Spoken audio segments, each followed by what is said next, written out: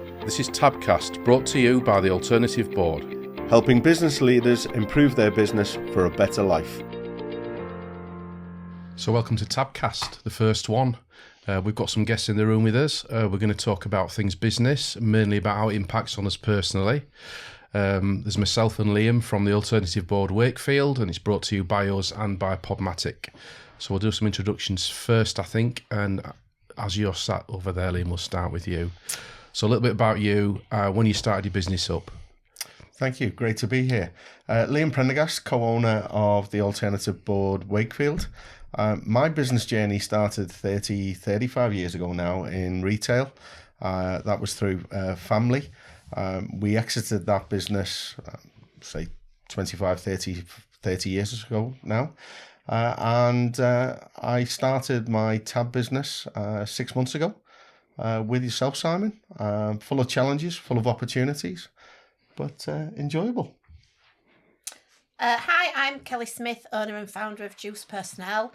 We're a local independent recruitment business that's been operating in Wakefield for 21 years.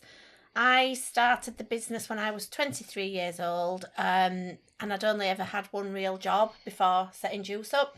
Worked for another independent agency for 2 years, and then decided to go it alone and set Juice up. And 23 years later, we are still here.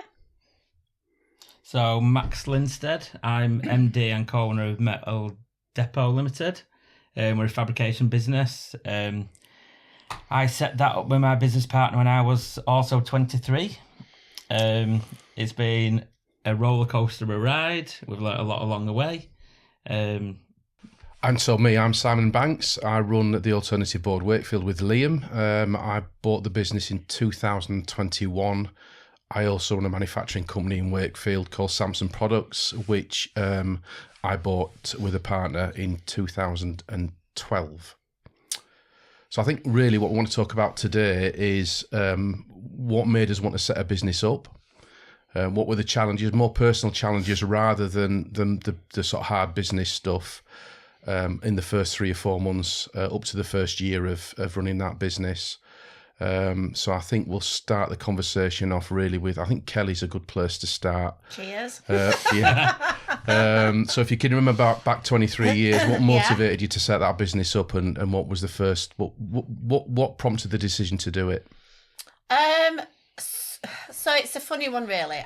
I'd left uni, gone temping for a recruitment agency, and the girl that I was temping for offered me a position working at that agency and said, recruitment's very similar to HR. Why don't you come and do a trainee consultant's job? So I did. And myself and Karen worked with each other for 2 years. She was my branch manager, and we set the Wakefield branch up. After 2 years, Karen actually came to me and with a proposition and asked if I fancied setting a business up. So it was never my intention to have my own business. I'm not, at that point, I wasn't ever, an entrepreneur or anything like that. But she gave me an opportunity that I felt at the time were too good to turn down. I was 23, outgoings were minimal. I had to invest a little bit of money. But I'd worked with Karen for 2 years and I knew her background. So I knew that she wouldn't be taking this leap of faith unless she was absolutely 100% certain it was going to work. So I just thought it was a bit of a golden opportunity not to go with her. And that is literally how I set the business up. Never intended to do it, just fell into it, luckily. Can you remember how that felt? What did you feel like as a 23-year-old? Do you know what? I felt really privileged that she'd asked me. I was fortunate. She'd obviously recognised something in me to give me that opportunity, because she could have quite easily gone it alone and done it herself. Her intention when she set the Wakefield branch up was to see if she could set a Wakefield branch up to then go out on her own and do it. So yeah, I was really privileged to be asked.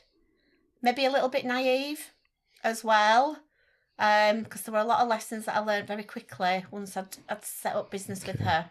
We'll come back to those, I think, in a bit. Yeah. Max, what about you? I was working for my mother's recruitment business, going very well. I left to go to motorsport uni to do a degree there. couldn't get on with the coursework. As soon as the first coursework needed to go in, I couldn't do it. And so went back to my mum's recruitment business. And at the time I was with Kate, who was my wife, and it turned out I was unhappy where I was working with my mum. My mum was a bit of a tyrant, as though I loved her dearly. And Sally, who was my business partner, she wasn't too happy where she was. And so we actually got into this business by mistake. We were supposed to be doing an industrial recruitment. Right. Drivers, warehouse, the rest of it. Yep. Still under the guise of the main sort of recruitment business, and it just didn't work out. Still working in my mum's business, and so Sally had a metal background, and all Sally needed to do, Sally had 2 kids at the time, and she believed in me when I was saying, "Look, we can do that. We'll set all this up, together." And so she had the belief in just saying, "Look, as long as we can cover my sort of needs."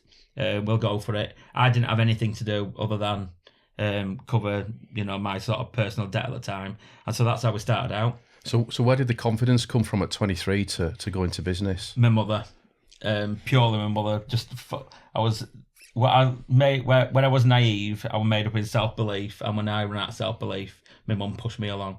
So that's really how we sort of got started.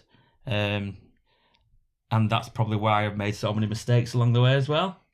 I think at 23, my personal attitude was I didn't have anything to lose. Yeah. I was young enough to get another job if it didn't work out. I wasn't investing much. I could always go back to my mum and dad's if I needed. So 23 is pretty young. So, you've not got a family that relies on you. You've not got partners that rely on you. My partner's wage was more than enough for us at that age. So yeah, I just felt that we had nothing to lose. Do you think that you'd not settled into a PAYE job and hadn't been in that for quite a few years, that there wasn't the element of, well, this is a big risk, the security's gone? I'd only been working for 2 years. Yeah, but that's what I mean. So you'd not had that decade or so of working for somebody else that you were putting at risk? Yeah, I suppose so. 2 years into a career when you're 23, it's not really... Yeah. It's not life-changing, is it?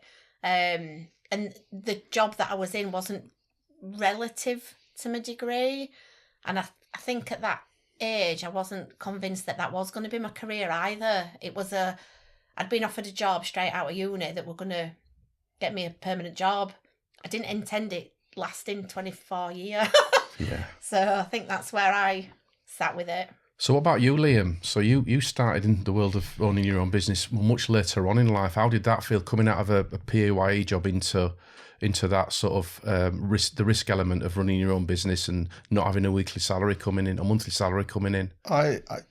I did. I've started my new business now 6 months ago with yourself, but it's really interesting listening to Kelly and Max, because at 23, when I was growing up, I was always surrounded by entrepreneurs. We were a family business. We were in retail.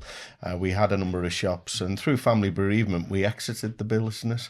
And then 25 years on, I constantly had this idea of I wanted to be an entrepreneur. I wanted to start my own business, and I wasn't quite sure where that was. I had 3 years at the Alternative Board as PAYE, and an opportunity came about. And because I know of how much value we offer local business owners, it felt absolutely right to go back in and help and support people in wanting to be the best that they can be. In terms of that transition away from the comfort blanket of PAYE and death in service and the annual leave and everything else, it has been a real tough transition into putting all of that to one side. But I think also now, as business owners, we probably all realise that we're all unemployable now. And therefore, business ownership was the right time for me. And we all hope that the value that we offer, far outweighs a few of them bumps in the road in that first few years. So just hanging on to that unemployable bit, who in the room now feels that they could go and work for somebody else? I absolutely couldn't. I absolutely know I couldn't now. My destiny is to be in my own business, surrounded by a team who allows me to lean on my own skill sets now. It'd have to be a very special boss to tolerate me on a daily basis, I think. Tolerate. Very special. Yeah. Very special. So yeah, I think somebody with a huge amount of patience. absolutely, yeah. To see through the, I can't swear, can I? But so yeah, but it is to the point now where you get that much into your own routine and your own rhythm. For me to step into a normal business now would be really difficult, I think. Yeah, I think once the genie's out the box and you see what it's like to be really at the forefront of a business and helping and supporting people, it's very difficult to go back. Hopefully circumstances don't mean that you have to go back because you're running a successful business. But I do think that once you've experienced, the cut and thrust, the chase, the rewards of having your own business, it's very difficult then to go back into a fold. But I'm saying that as soon as you've got the delegation, the team building sussed, which I truly believe I've only sussed in the last couple of years, there's no real reason that you need to, go into employment that doesn't perfectly suit you as a person. Mm-hmm. What about you, Kelly? What are your Not thoughts sure. on that? I think I'd quite like to work for somebody else. Any decent roles going? Does anybody know a good recruitment agency? I'm kidding. I don't know. I've never worked for anybody other than myself. So I don't know. I don't think I probably could because I like to make my own choices and my own decisions. And as much as we are open to suggestions from our staff, ultimately it's my call at the end of the day. And I'm so used to doing that. I think I'd maybe struggle if I had to. I think I'd struggle if I didn't agree with what I was being told to do, or if decisions were being made that I felt were wrong. Because ultimately I do make all the decisions without getting challenged that often. So that's maybe where I'd struggle. Look, if I did, there'd have to be a nice boss who would listen to the staff, like we are, reduce personnel. So going back to when you first started up, if you can remember that far back, but going back to when you first started up, can you remember the first big decision you had to make and what that was like? So, for me, because I didn't get to make any big decisions. I started out as not the gopher, that's the wrong word, but I was brought into the business because I was the doer, and I literally did the job. I wasn't brought in as a business owner, which is what I was saying earlier. I was a little bit naive. I was brought in, I think, to run the business on behalf of the person that I went into business with. So I can remember very clearly, within the first 12 months of us opening, my business partner at that time got pregnant and went off very quickly and didn't come back for a long time. So I had no choice other than to start making decisions really quickly, and I just loved it because I was in control. I didn't have to ask anybody, can I do this and can I do that? I just did it. I can't remember what the first decision was, but I can remember having that power of decision making, and I loved it.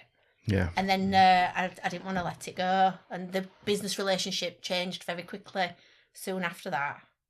Max? Our first one was based around bringing manufacturing processes in-house. Sally was the sort of the brains and the theory behind the business at the time. I was the young go-getting, let's get a business going. We don't care what it is, let's just get a business going kind of thing.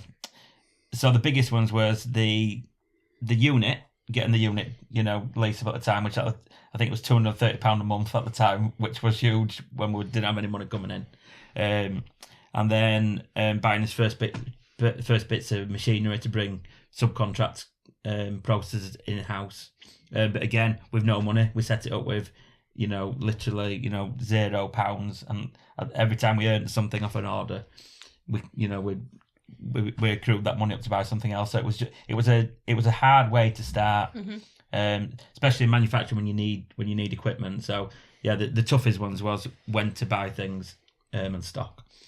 Yeah, Liam, it's only a few months ago. What do you think yours was, and how did you feel about it? I think there's two big key decisions that I look back on. Firstly, on day zero is, can I do it? that is a big decision to make, is can I make a success of this based on experience, based on context, etc. So that was always the very first big decision to make. And, it was through the support of Michelle, my wife, and indeed the kids, that absolutely they gave me the confidence to say, yes, you can do this. And then the second element then was really around an element of financial planning. Starting any business, as Max has talked about, needs an element of investment. Where's that investment going to come from? Is that going to come from leveraging some loans? Is it going to come from savings? So that, again, was a big decision, and getting that right, and how much you are going to put into your marketing, how much you're going to put into your business development, how much you're going to put in to actually, hitting the ground running. So they really were the two big things. And of course, the second decision doesn't come without the blessing of the first. And we had a number of conversations about whether this is the right thing to do. That's with Michelle. That's with Michelle and the kids. Both of my girls are 15 and 14 now. So they were at the age where they knew that as a family, we'd have to make a few sacrifices in the short term. And they were absolutely on board with what I was hoping to achieve, what my vision is that we were hoping to do. And even now, that they help me out with little things that need doing. But so getting their blessing, really, of taking that big leap, 25 years after I inherited the business through family connections, was a real shot in the arm that I needed. So that was a big thing, I think, getting family on board. Yeah. So for me, the first one I had, the first really big decision I can remember back in 2000 and I think it was 2013, about a year in, the business was really struggling. And my previous employer, who'd allowed me to leave and sell my shares there and set this company up, wanted me to go back. So I had the choice whether I carried on with the business or went back and became and worked for somebody else again. And I remember that being quite a difficult choice, because it would have been very easy to walk away. And I'm glad I didn't. But what comes to mind with that is that I refused to fail. There was no way I was going to fail. So my next question really for you all is, what point, was there a point in your journey, and when was it, when you thought, actually, this might fail, this might not work, I'm determined it's not going to happen? Oh God, loads of times. Yeah. What have we been through? 2 recessions and a global pandemic. Yeah. We have had some roller coaster moments, like severe roller coaster moments. I think 2007 was probably the worst. 2008 recession was really bad. Luckily, how the business is, we've got logistics and we've got commercial. So when that recession hit, logistics carried us through, if that hadn't have been there. But it was tight. It was like cost savings, staff losses, this, that, and the other. That was really hard. And then the pandemic hit. Obviously, nobody could go to work. When you say really hard, what do you think the impact was on you personally when you were going through that period? Well, by that point, Juice was... When I set Juice up, I didn't need it because I could get a job. I wasn't reliant upon it. I'd not got used to the money. I'd not got used to the lifestyle, I suppose. By 2008, I'd got a daughter, got a husband, got a house, got a mortgage, got a dog. I had more people relying on what Juice brought into the house. So the thought of it not being there was really frightening. Max, what about you? We have been through failure. We have been through the business restructuring, 3-4 years ago now. It wasn't a proud moment. It was really a sad part of my time in my life that I lost the first business. But we did it as much credibility and fairness to everybody as we could.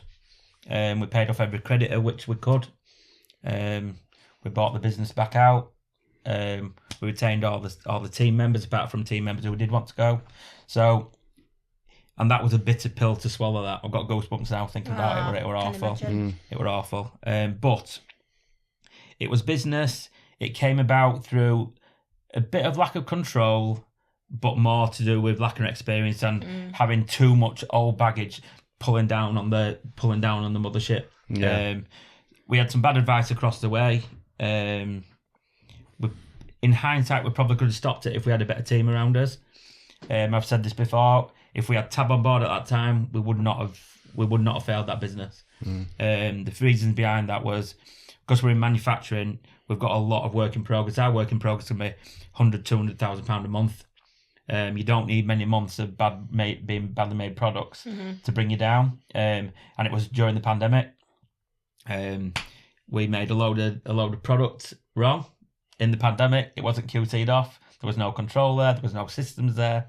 And ultimately, that was the thing what dragged the business down. So yeah, failure is a terrible time. But lessons learned from it. Absolutely, yeah. It's a bounce back and being as fair as you possibly can to everybody around you, and not forgetting the people who's had their arm around you, coming out of it as well. Yeah.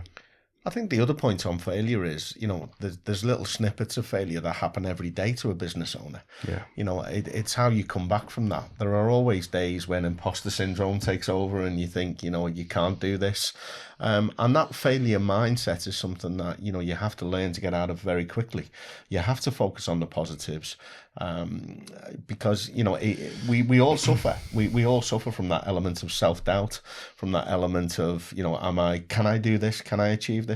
So a lot of it is just reflecting back on the good times and remember them, keep them forefront of mind, because that's what will get you through the tougher times.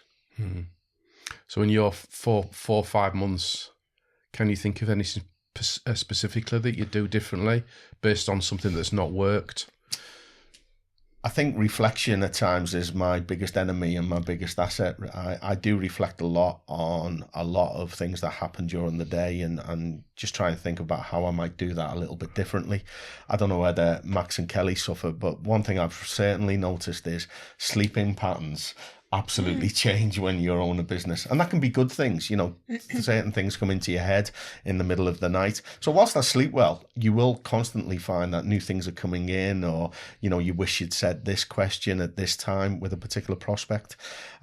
So it's always I think a good thing just to reflect back on how the day has gone. I can think of a number of meetings that have gone very well with prospects. I'm sure we've all felt this is going really, really well. And then actually you get that no. Yeah. No, I'm not going to move forward. And that can be a real shot across the bows at times. And there are other times when you think you probably haven't demonstrated enough value, and yet people buy into your product or your value that you're offering, and I actually say, yes, I'll give it a go. So, we can never judge how a particular meeting is going is certainly one thing I would take away from recent experience. Okay. So talk about your first win, the first big win that you had where you thought you'd really done something big. This is great. I'm loving this. This is fantastic. This is exactly why I'm doing this. That's a tricky question. Our first big win was, so we were used to getting small orders at the time, and I can remember creating up our first order for £300-400. So when we got our first order for like a 5-figure order, like £25,000, I think it was like we just won the lottery. It was the biggest. I can remember sort of running around the office with this purchase order in my hands, just so happy about it. Whereas now, them orders land and it's literally just churned through the business. Yeah. And, the big wins like that, compared to now, I miss the days where they just meant so much. And if you could only rewind back to that sort of first big win feeling compared to what you have now, and you just take it for granted. Yeah. I think just thinking about wins and coming back to being in a PAYE environment as opposed to having your own business, I can think of big wins which, working for another organisation, £250,000 worth of business. But actually that first win yourself as a business owner, even though it's minuscule by comparison, is always the one you'll remember. And one particular meeting that I went to, you get geared up, you do a level of research on your prospect, only to get to reception to find that they're not on site. They'd completely forgotten about the meeting. And that big win for me, having converted that prospector now into a TAB member, was absolutely going back with a level of directness in terms of, I want to share with you as a fellow business owner that I feel let down by the fact that you'd not had the courtesy to call me and let me know. And I think, my TAB member now respected that.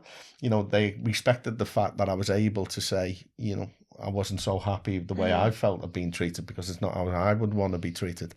And that helped us build an element of rapport, an element of trust between each other. And then it was a fairly straightforward, working relationship from now till then? Yeah, so mine was a little bit different. I think when we set Samson's up, the business was in a really bad state, and it took us 2 years to get into profit. And I used to do the figures religiously every month, and I used to really fear doing it to what.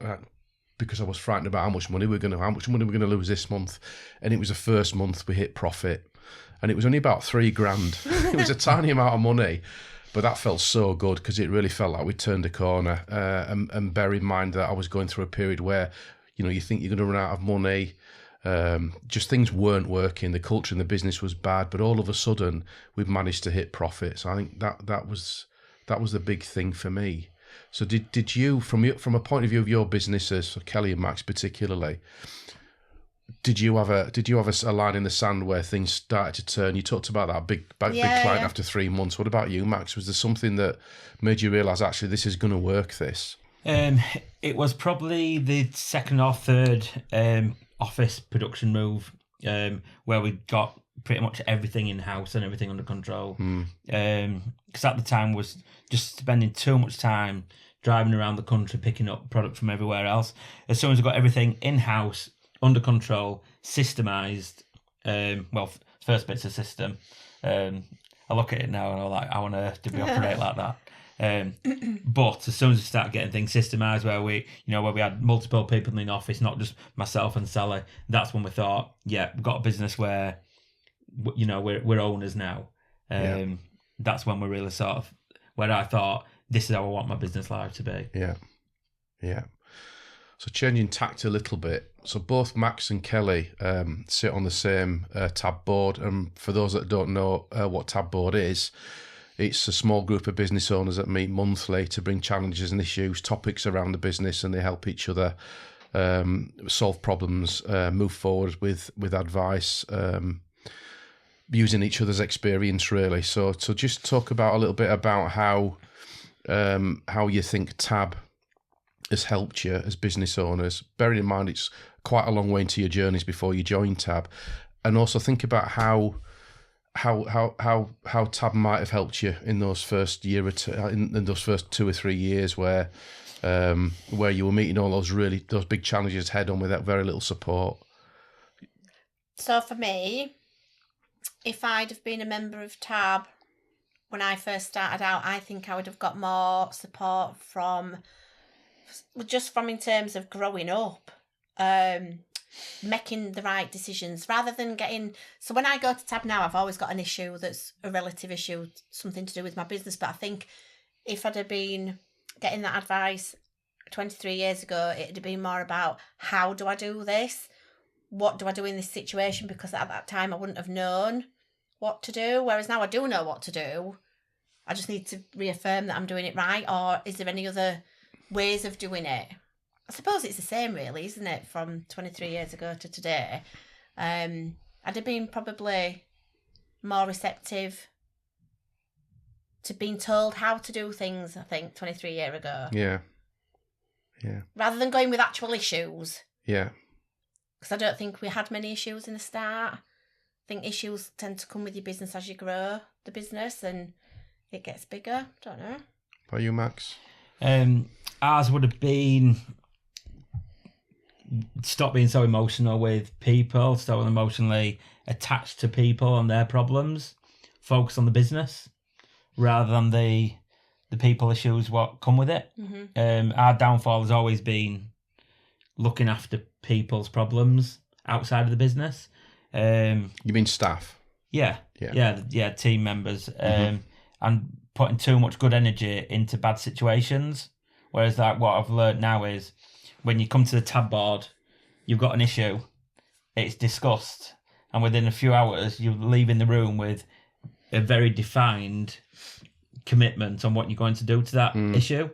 Whereas before, that issue could have been bumbling on for months. Yeah. And the amount of time and energy you put into, either not making a decision most of the time, just tolerating behaviour or circumstances, that's the main thing. What tab makes you do: commit to an action.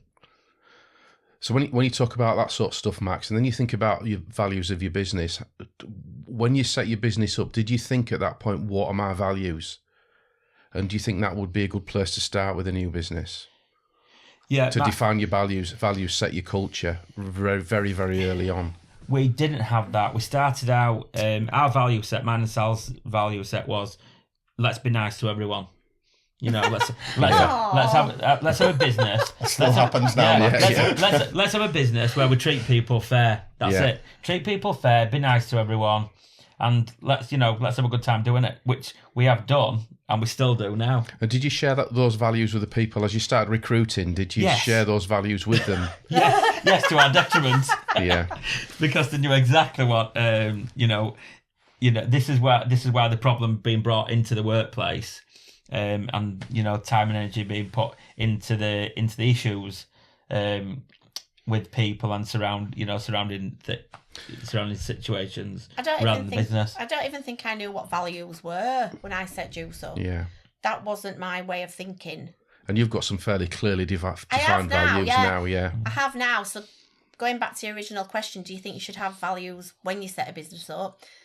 Yeah, maybe you should. However, I think you should also be open to change those values as your business grows and develops, because I don't think my values at my age now were the same as what I was when I was 23 years old. Absolutely. Like I said, if somebody had said, what are your company values 23 years ago, I wouldn't have known what they were asking me. Mm. And do you think that's because the way that we run businesses now in those 23 years has changed? Yeah. You think there was no business coaches, there was no peer boards like we run at TAB. We didn't talk about things like values and culture and it's the employee journey and all that stuff. That was not part of business practice, was it? No, you did what you were good at and you ran your business, and that was pretty much. There were no marketing. There were, but not in your general day-to-day businesses. Yeah. There was no such thing as networking. You literally got on the phone, you did your job, you recruited, and that was it. And it's only maybe in the last 10 years where we've implemented values. We've looked at what as company values are, and we've looked at marketing, and we've looked at it's all changed, hasn't it? Mm. I don't even think we had an employee handbook till about 10 years ago. Yeah, you'd have been lucky to see contract of employment 20 years ago. Yeah. It's really interesting for me about this word of values and value-based recruitment and aligning new staff coming into the values of the business. That then drives the culture. One of the best definitions I ever heard of culture, which is something that's always stuck with me, is what is culture? Culture is about how your staff are feeling on a Sunday night when they're coming into work on a Monday. And that definition of culture always stuck with me, because we can have a lot of positive values, but genuinely, how are our staff feeling, the night before they're coming into work? And that often drives the culture of the business. Yeah, and I think recruitment is infamous for not having great cultures. Apart from Juice. Staff retention 100% for the last 3 years. But no, I do think you're right, and I think because recruitment is quite an old-fashioned industry, and it is quite cutthroat and it's very salesy, I do think that's why staff don't tend to stick with employers, because they haven't aligned their staff with their values. Yeah. Whereas at Juice, we sorted his values out and then based our recruitment and our retention around those. Mm-hmm. Max? On the value set. Yeah. I think, like Kelly said, you've got to be willing to just change and to go with the flow with the value set. Yeah. Because as we all grow, as we all mature, our personal value set changes as well. And, and I've always been a people person, always will be, but I'm less of one now. I'm now more about the business. But that's because of the journey I've been through of being burnt by being the person what I am and Sally are. Yeah. So now we are more business focused, but being really nice about it and making sure we've got the right team members in the team, rather than just building a business around the people you happen to have. Yeah, so you're talking about really it's having people that buy into your values rather than taking advantage of them. Absolutely. And that's the key part of it. Yeah, I can't remember who told me, but I've said it before. One of the best things that somebody said to me about work was, it's not personal, it's business.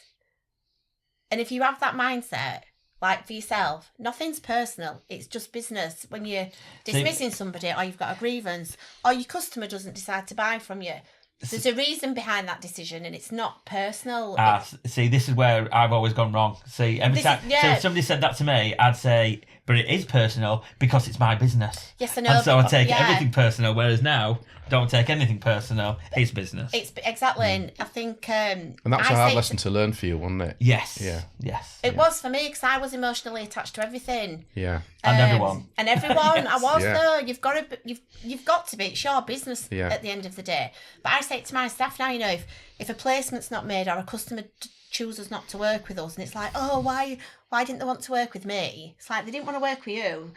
The business didn't want to work with you. So it's business. And it's a really hard lesson, but it's one of the best, I think. I think there's that element as well when you get a no from somebody or something doesn't come off, that you take it personally as, well, I'm not very good at this then. Yeah. It's a bit of an affront. Can't help It challenges your belief on whether you can actually do what you think you can do. And that's something that's hard to push past, I think. It is, it's, I'm still trying to push past Yeah. it. As a high eye on the disc. rejection, ultimately, isn't it? Yeah. As a high eye on the disc scale, people and people's perception of me and my business is absolutely paramount. And when I get a no, that can be hard to take. But we got to say every no is a step closer to a yes. It's not a no, it's a not yet. A not yet. A no, not yet. Yeah, I think one of my value, is it my value when I did the disc, it's reputation. Well, we did the values piece, you're number one, and you kept trying to resist that. Yeah, But it just still kept landing. It kept coming out that reputation is my number one value in everything. And that's, if I don't make a placement, it crucifies me. And there's no reason why. It's business, not personal, but yeah. But it is personal. So even now, after 23 years, you're still struggling with that, though you believe that it should be about business. Yeah. It still impacts on you much more than it would if you were in a job. Yeah. Oh, definitely. Yeah. So ours is standard and quality because we make a tangible product. It's quality. So how do you feel when something goes out that a customer sends it back because it's substandard? How do you feel about that when that happens? I will, and I've travelled halfway around the world to put jobs right. Yeah. And it won't be the first time, it won't be the last. Because we take it so personally. We are getting better now at quality procedures, quality standards. But yeah, you do take it personally. The failings have got to be, for me, have got to be taken personal to get them right, to resolve them. What about you, Liam? You've had a few no's already, haven't you?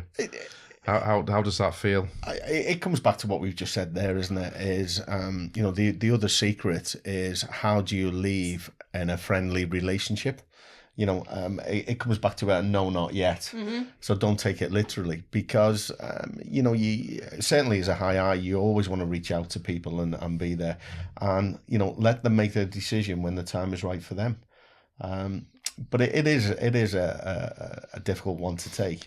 But then again, I know from business, and I'm sure we've all experienced this, that there are times in business when actually a successful business is a business that can say no to the client, and actually walk away from that business. That's a sign of real maturity within a business. Yeah. And I'm not quite at there yet, but it won't be long. I think as a startup, though, that's a really difficult thing to do because is desperate the right word?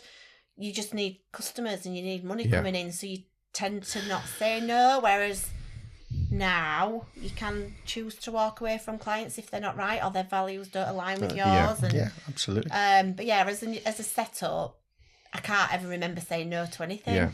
You've got to make it work. To clients. Yeah. But there's just come that tipping point, doesn't there, where your business is mature, and as you've just rightly said, Kelly, if your values don't align to that business that you're working with or that individual you're working with, then there's a great sense of achievement in saying no. Yeah, there is.